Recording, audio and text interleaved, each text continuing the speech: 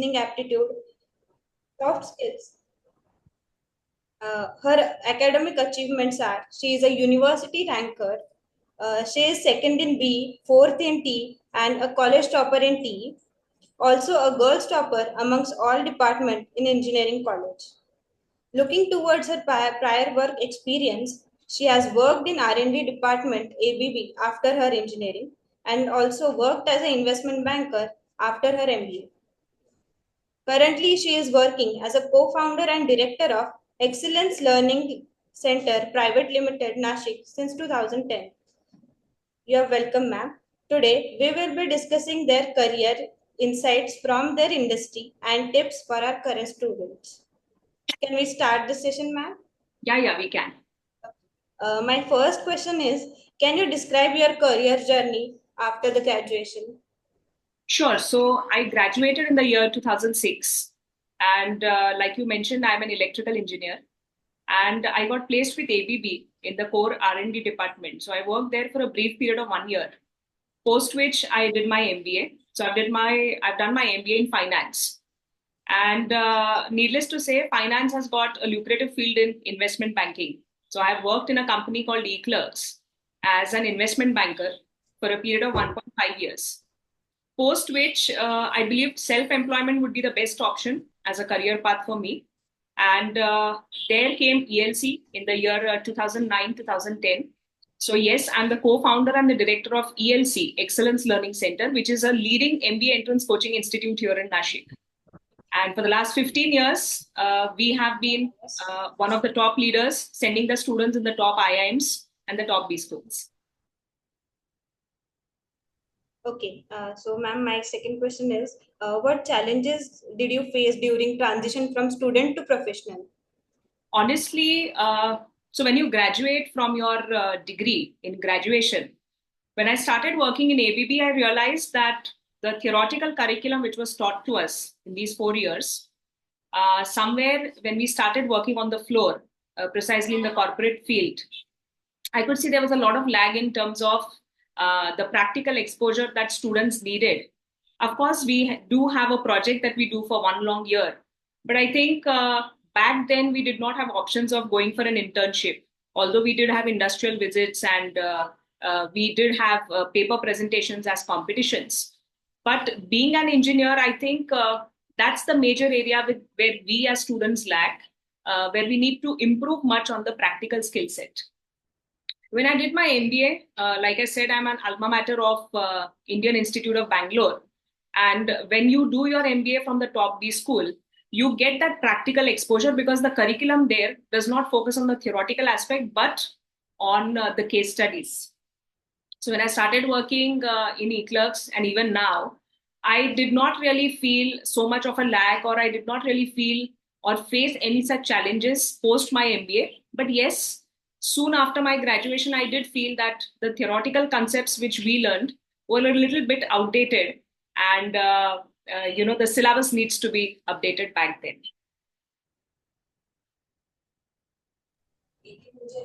Can you describe a pivotal moment in your career? That was when I got selected in the top 100 women entrepreneurs pan-India. And that was a proud moment for me, one of the most pivotal moments of my life, where I got to learn from the esteemed faculties pan-India.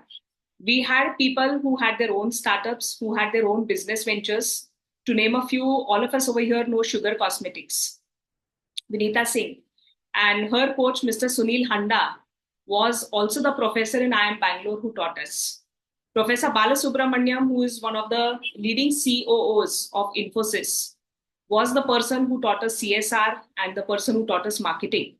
So yes, the faculties that taught us, the networking channels that got opened post the IIM Bangalore influx to me was tremendous. And I think that was the pivotal moment that shaped my career at a very different milestone that I am here today. What motivated you to pursue an MBA after your previous education or work experience? I think this question is very relevant. And if there are students who are from the first, second, third year who are listening to me, I would say when I started working soon after my engineering. So, like every other student, I had a dream that, 4 years I've invested in my graduation and now I want to become independent. As in, I want to start earning money. And that was the only reason that despite being a university ranker for 2 long years, despite being academically very sound, and coming from a family where I did not even have that financial responsibility on me, but then only because of the urge key, I want money of my own that I'm drawing in terms of salary. And second, I want to get that practical exposure. I started working in ABB. But when you join soon after your graduation, you start working as a GET, as in a graduate engineer trainee.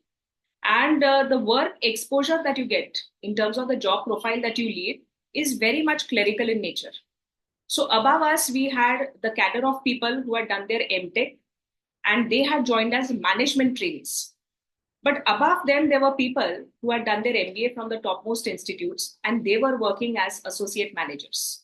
So, yes, in this 1 year span, I realized that if I want to climb up higher in my career ladder in a faster way, and if I do not want to restrict myself only to this manufacturing field, I need to opt for a degree which is generic in nature, which will open up my field to several other domains, namely consulting, FMCG, IT, ITS. That was a very learned decision that I took that I want to do an MBA. So that was the reason why I opted for Masters in Business Administration. Ma'am, this is very inspiring for us. Uh, what entrance exam are we conducted to pursue MBA, PG, DM? Well, honestly, if you're looking for MBA within India, many students have this misconception that it's only CAT and CET. That's not the case. For MBA entrance, you have approximately 7 to 8 different exams which are conducted. Well, the schedule starts from the month of November and it ends in the month of March. So if you're a student who's in the final year, you can very much start your preparations the moment you start or enter your final year. Nowadays, just like the metro cities, students in Mumbai and Pune, they start with their preparation when they enter in their first year. And which is why students prepare at least a year long or for 2 years to prep up for the topmost colleges. What are the basic skills or prerequisites are required for a student to start this MBA preparation?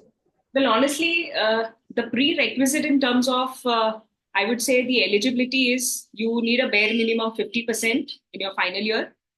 But in terms of the mindset, I would say the prerequisite is you should be open to the aspect that you will be studying aptitude for 1 long year. And when I talk about general aptitude, it is mathematics, English, and logical reasoning. Now, one thing that I always tell my students, needless to say, over here also at ELC, we have so many people who are engineers. We have people from the diverse background who are BCom, BBA graduates.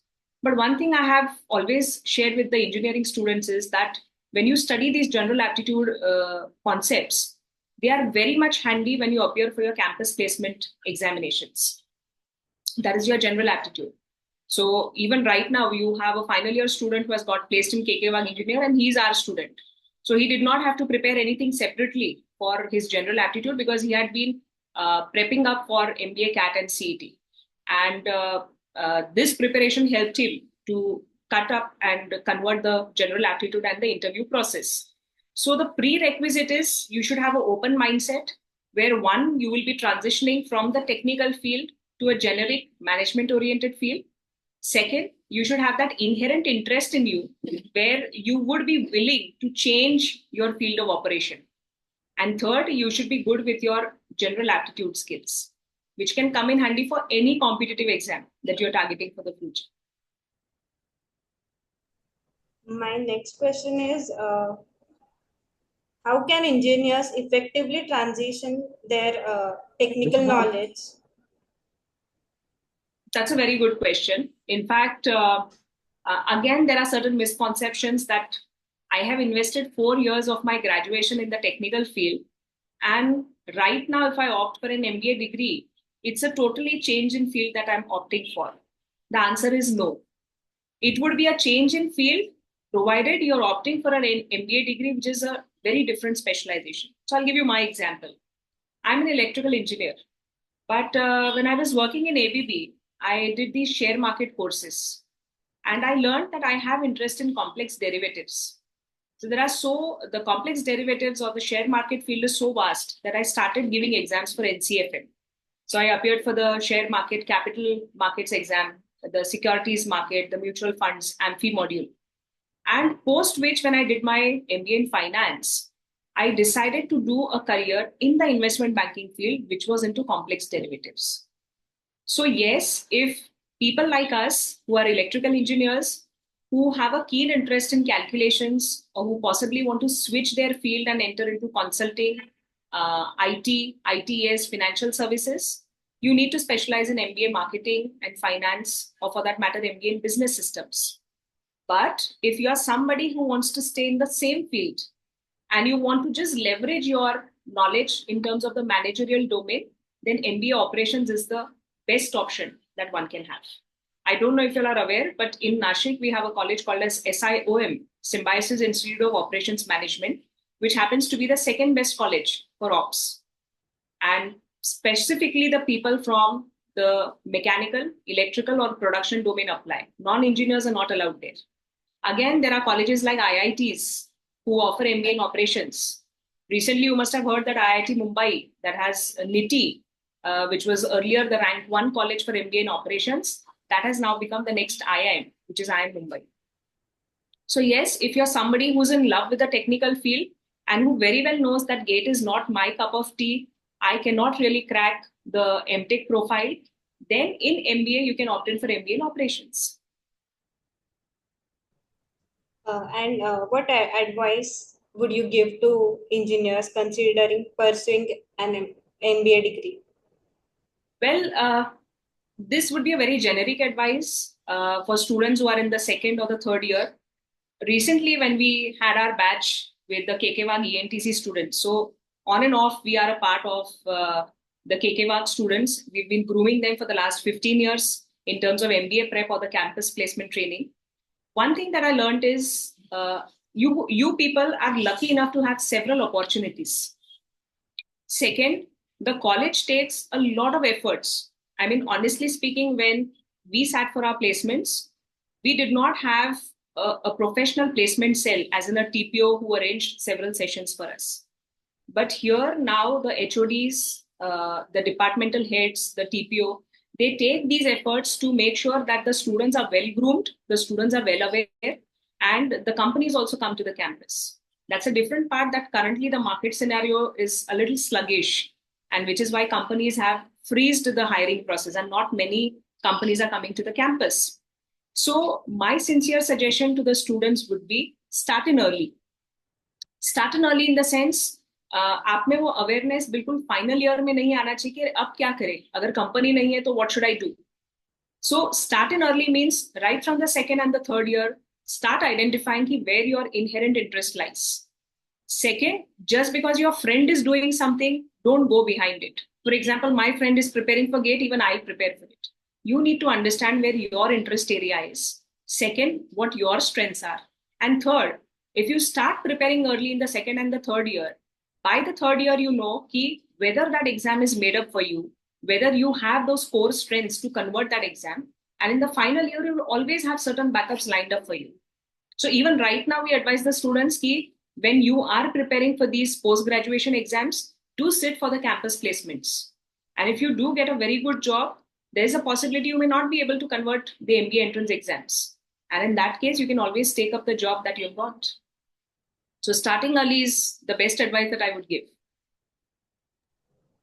What advice would you give to current students preparing to enter the workspace? Honestly, the advice that I would give is go beyond your technical books that are being taught. I agree that we do have project work which is lined up for 1 long year, the BE project that we take. We do have internships that we have. So back then when I was in my engineering, I had decided one thing for sure, that my academics are very strong. So my 10th, 12th graduation marks, they reflected in terms of my academics.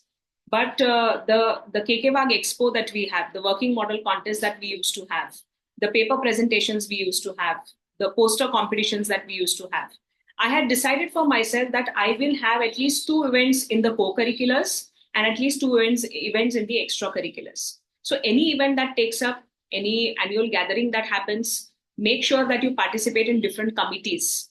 You can form certain clubs within your college. If you have industry contacts via your father, your parents, your relatives, you could do internships. So try to build on your ECA, that is your extracurriculars, your co-curriculars, and your academics. Third, develop a hobby. You'll not believe that the top colleges like IIMs, these days, they don't only give importance to your academics, but they value where you are a part of a social circle. You are into social activities, that could be an NGO, or you're somebody who has a hobby which you've been nurturing for the last 6, 7 long years. And let me tell you, a hobby doesn't necessarily mean that you should have several exams cleared. A hobby could be as small as gardening, it could be as small as trekking, it could be as small as gymming, but something that you do to rejuvenate your mind and something that you can talk about with conviction when you are in front of the panel.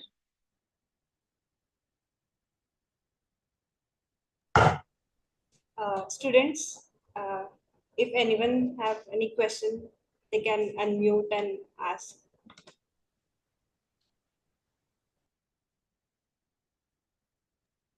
So Hi, this is Dr. Munje, Dr. Hello, Ravindra sir. Munje here. How Hello. are you? I'm fine, sir. Thank you. How are you? I'm also good. I just want to know, nowadays, personal branding is also very important for the students. So, do you have any tips for that? How they can build their brand, students? The individual students per se, sir? Yeah, correct. Absolutely. So, like I said, that the students should focus on their ECA, the extracurriculars, the co-curriculars, and their academics. Now, not everybody is able to get that specific 8 or 9 pointer, but identifying your strengths, if you're someone who is very good with sports, you could be a part of several sports committees. At the same time, you can take part in different committees pertaining to the extracurricular activities and side by side try to maintain your CGPA, which is at least minimum 8 or 8 plus pointer.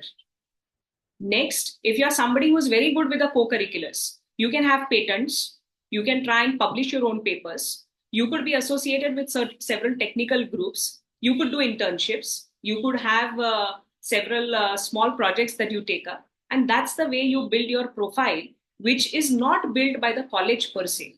See, understand, college is something that gives you an idea to build your base. But beyond that, it is we as students who have to take these efforts. And only when you have that inclination to take the efforts on a self-paced note, the faculties will help you to nurture your personality. So gone are the days where, everything would be spoon-fed and everything would be provided on a simple note to you. So everybody will have different opportunities. It's all about grabbing those. And that's the way you build your brand. So I have a student, he's from KKWIEER itself. He's from a different branch. When he realized that these profiles and all matter, he started becoming an influencer. He has his own blog. So he's Great. someone who is a fitness freak. So he has his own blog, he's into influencing, but he puts up the post pertaining to his interest area. But that is something that he can talk about. Good. Thank you. Thank you very much. Yeah. Thank you, sir. Ma'am, whatever key points and your insights you have given in this session will be very helpful for us in the future. So thank you so much, ma'am. Thank you. On behalf of everyone, I would like to extend our heartfelt thanks to Madhura Shelar, ma'am, for sharing her valuable insight with us today. Your knowledge and experience have truly enriched our understanding. We deeply appreciate the time and effort you put in this session. Thank you once again. I would also would like to extend my vote of thanks, specifically because I'm a proud alumna of this college. Whatever I am today, of course, the engineering degree was the first stepping stone in my life. And I felt it very happy to be a part of this activity that is being conducted. And I would, even in the future, would like to be associated as a guidance or as a mentor or any kind of help that I can extend in my own possible limits. Thank you so much. Thank you. Thank you. Thank you, sir.